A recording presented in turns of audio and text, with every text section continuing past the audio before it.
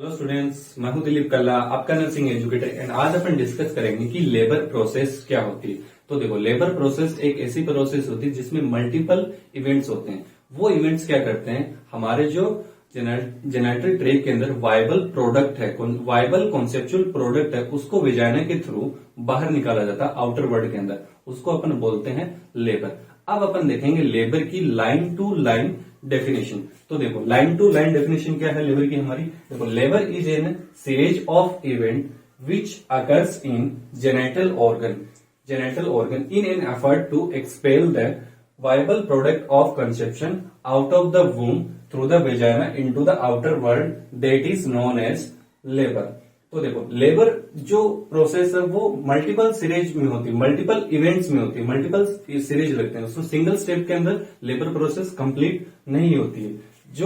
जो हमारी कहाँ होती है, जेनेटल ऑर्गन के अंदर या फिर जेनेटल ट्रैक्ट के अंदर होती है। और ये जेनेटल ऑर्गन क्या करते हैं, एफर्ट लगाते हैं।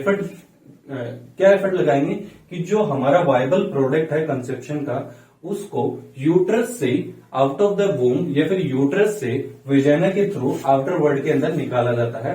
उसको अपन बोलते हैं लेबर। तो ये होती है हमारी नॉर्मल लेबर की डेफिनेशन। और लेबर को हम अगर मेडिकल टर्म के अंदर बोलना चाहें तो लेबर को अपन बोलते हैं यूटोशिया।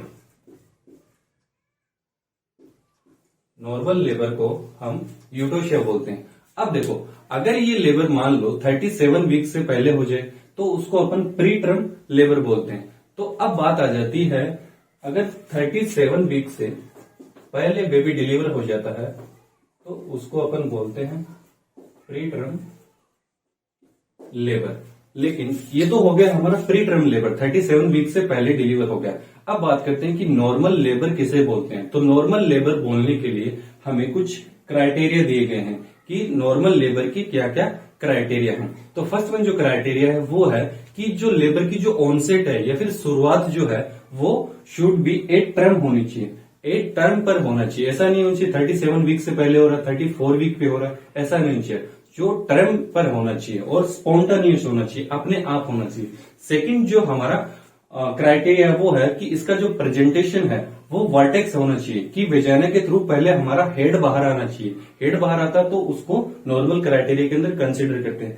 थर्ड वन जो है हमारा कि विदाउट अनड्यू प्रोलोंगेशन, की लेबर प्रोसेस के अंदर ज्यादा समय नहीं लगना चाहिए। जितना डिफाइंड है लेबर प्रोसेस की प्रोसेस में उतना ही समय लगना चाहिए। फोर्थ वन है कि टर्मिनेशन शुड बी नेचुरल, जो उसका टर्मिनेशन है वो नेचुरल होना चाहिए और मिनिमल एड्स के द्वारा होना चाहिए। कोई भी ज्यादा मल्टीपल प्रोसेस नहीं करनी है, ज्यादा इक्विपमेंट का यूज नहीं करना अपने को, है ना। तो मिनिमल एड यूज करने और टर्मिनेशन शुड बी नेचुरल होनी चाहिए। लास्ट वन होता है कि हम ये जो क्राइटेरिया उसका लास्ट क्राइटेरिया है कि कोई भी कॉम्प्लिकेशन नहीं होना चाहिए, ना तो मदर को होना चाहिए ना ही हमारे बेबी को होना चाहिए। तो ये है हमारे normal criteria for normal labour. तो ये 5 क्राइटेरिया होने चाहिए नॉर्मल लेबर के लिए, तभी अपन बोलेंगे कि ये नॉर्मल लेबर है। अब बात करें कि अब नॉर्मल लेबर कैसे कहेंगे। तो देखो, ये जो हमारी डेफिनेशन है, इस डेफिनेशन के अंदर कोई चेंज आ जाए या फिर ऐसा कहें कि any deviation from the normal labour या फिर यूटोशिया। अगर नॉर्मल लेबर की डेफिनेशन के अंदर कोई डेविएशन आ गया, कोई चेंज आ गया, तो उसे अपन बोलते हैं डिस्टोशिया, अब नॉर्मल लेबर। डिस्टोशिया को अपन बोलते हैं अब नॉर्मल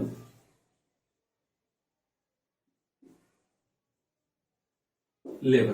फिर 2 टर्म्स आती है हमारी, एक तो आती है पार्चुरेंट, एक आती है पार्चुरेशन। तो पार्चुरेंट का मतलब होता है ऐसे वुमन जो लेबर के अंदर है, वुमन इन लेबर। और पार्चुरेशन का मतलब होता है कि ऐसे वुमन जो बर्थ दे रही है। तो देखो, पार्चुरेशन का मतलब होता है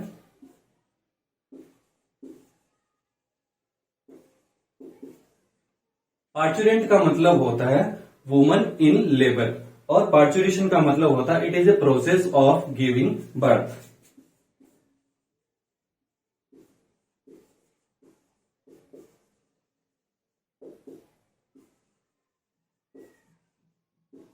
प्रोसेस ऑफ गिविंग बर्थ हमारा होता है पार्चुरेशन और पार्चुरेंट होता है वुमन इन लेबर। अब हम नेक्स्ट डिस्कस करेंगे कॉजेज ऑफ लेबर। तो देखो, ऐसे कौन कौन से कारण हैं जिनकी वजह से लेबर प्रोसेस स्टार्ट होती है। तो देखो, फर्स्ट वन जो कॉज है वो है हमारा यूटेराइन डिस्टेंशन। तो देखो, यूटेराइन डिस्टेंशन की वजह से हमारी लेबर प्रोसेस कैसे इंड्यूस होती है। तो देखो फर्स्ट वन कि जैसे जैसे हमारा बेबी ग्रो करता जाता है और उसके साथ अम्नियोटिक फ्लूइड ग्रो करता जाता है, वैसे वैसे क्या होता है हमारी या फिर मदर की मायोमेट्रियम स्टेज होती जाती है, मायोमेट्रियम स्टेज होती है और इस मायोमेट्रियम के अंदर कुछ कॉन्ट्रेक्टाइल एसोसिएटेड प्रोटीन पाए जाते हैं और जैसे जैसे मायोमेट्रियम स्टेज होगी तो ये कॉन्ट्रेक्टाइल एसोसिएटेड प्रोटीन एक्टिवेट होते हैं और ये एक्टिवेट होकर फिर यूट्राइन कॉन्ट्रेक्शन के अंदर हेल्प करेंगे और जैसे यूट्राइन कॉन्ट्रेक्शन स्टार्ट हो जाते हैं तो हमारी लेबर प्रोसेस इंड्यूस हो जाती है। सेकंड जो कोज है वो है हमारा फिटोप्लासेंटल कंट्रीब्यूशन। तो देखो फिटोप्लासेंटल कंट्रीब्यूशन कैसे हमारी लेबर प्रोसेस स्टार्ट कराता है। तो देखो फीटस की hypothalamic pituitary adrenal axis activate होता है और ये एक्टिवेट होकर हाइपोथैलेमस से हमारा सीआरएच रिलीज होता है। सीआरएच क्या होता है? कोर्टिकोट्रोपिन रिलीजिंग हार्मोन। ये हार्मोन क्या करेगा फिर हमारी एड्रिनल ग्लैंड को एक्टिवेट करता है और ये एड्रिनल ग्लैंड फिर कोर्टिसोल का सिक्रेशन करवाएगी और फिर ये कोर्टिसोल हमारे एस्ट्रोजन लेवल, ऑक्सीटोसिन, प्रोस्टाग्लैंड्स इनका प्रोडक्शन बढ़ा देती है। तो जैसा कि आपको पता है कि ऑक्सीटोसिन हमारा पोस्टीरियर पिट्यूटरी से रिलीज होता है और ये ऑक्सीटोसिन हमारे यूट्राइन कॉन्ट्रेक्शन के अंदर हेल्प करता है।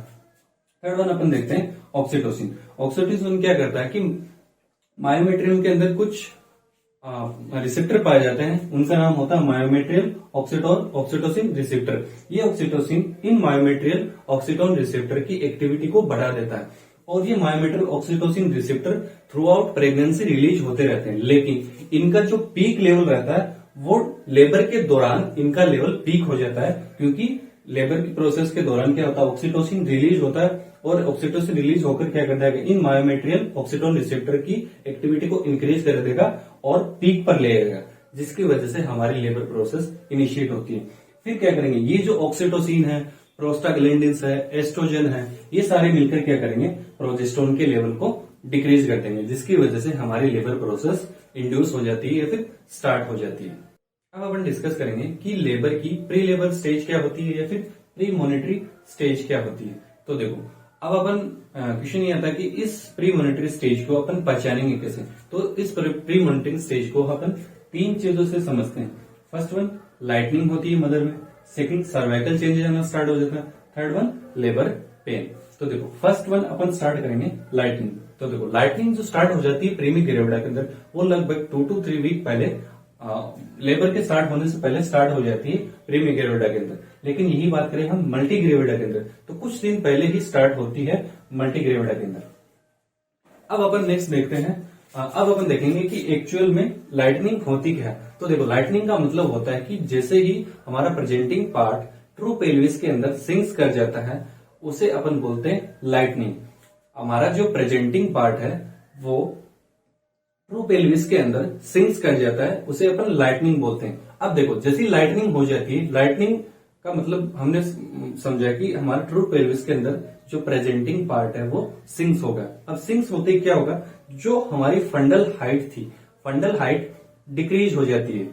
डिक्रीज होने के साथ साथ और क्या होता है कि जो हमारे पहले जो हमारे डायफ्राम पर प्रेशर लग रहा था वो प्रेशर डिक्रीज हो जाता। एक तो क्या हुआ कि हमारी फंडल हाइट डिक्रीज हुई, सेकंड क्या हुआ कि डायफ्राम का प्रेशर डिक्रीज हो गया।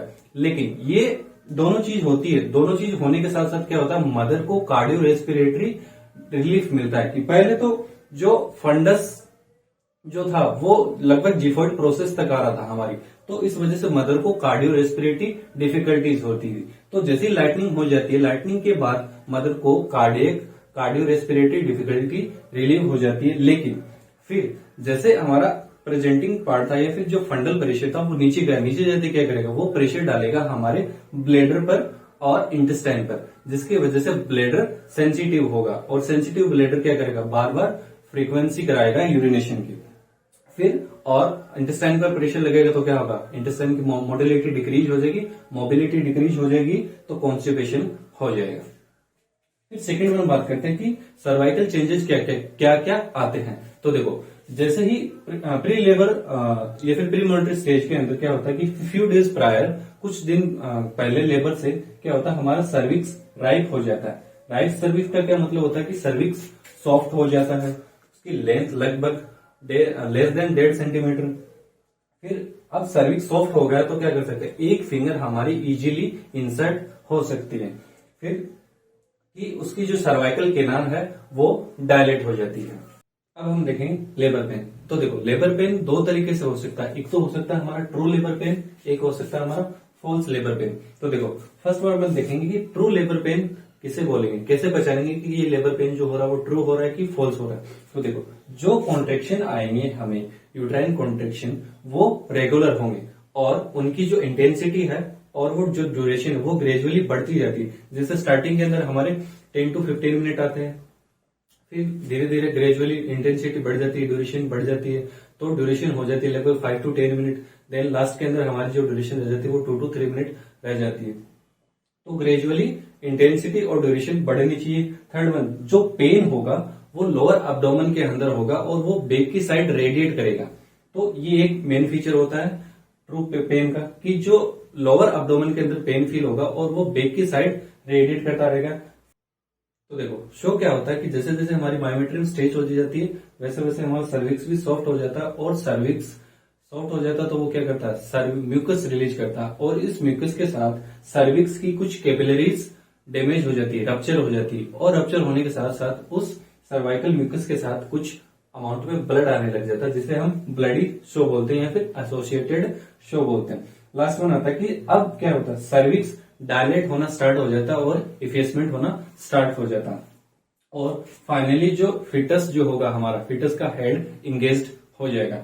अब अपन देखेंगे कि फॉल्स पेन कैसा होता है। तो फॉल्स पेन होगा तो जो इससे कंपेयर करेंगे हम कि वहां तो कैसे होते हैं, जो यूट्राइन कॉन्ट्रेक्शन थे वो रेगुलर थे, लेकिन यहाँ कॉन्ट्रेक्शन इरेगुलर होते हैं। जैसे एग्जांपल हमारे जो ब्रेक्सटन हिक्स कॉन्ट्रेक्शन है वो आते रहेंगे।